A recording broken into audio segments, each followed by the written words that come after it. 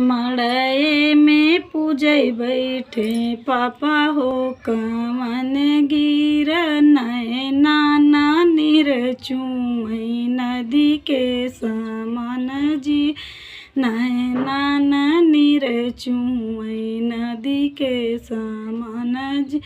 मड़ई में पूजै बैठे पापा हो कवन गिर नैना नीर चुई नदी के समान जी।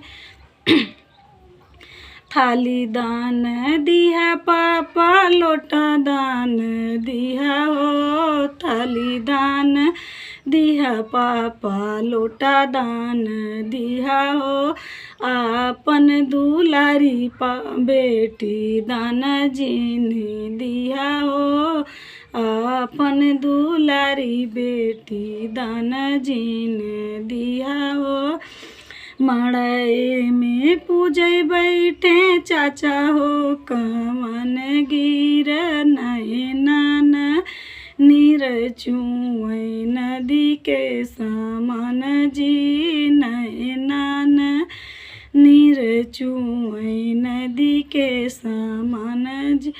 थाली दान दिया चाचा लोटा दान दिया हो थाली दान दिया चाचा लोटा दान दिया हो आपन दुलारी बेटी दान जीने दिया हो आपन दुलारी बेटी दान जीने दिया हो।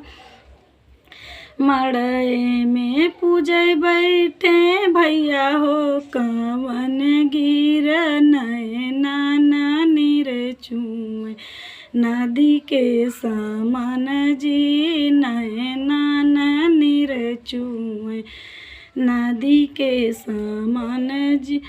थाली दान दिया भैया लोटा दान दिया हो थाली दान दिया भैया लोटा दान दिया हो आपन दुलारी बहिनी दान जीने दिया हो आपन दुलारी बहिनी दान जीने दिया हो।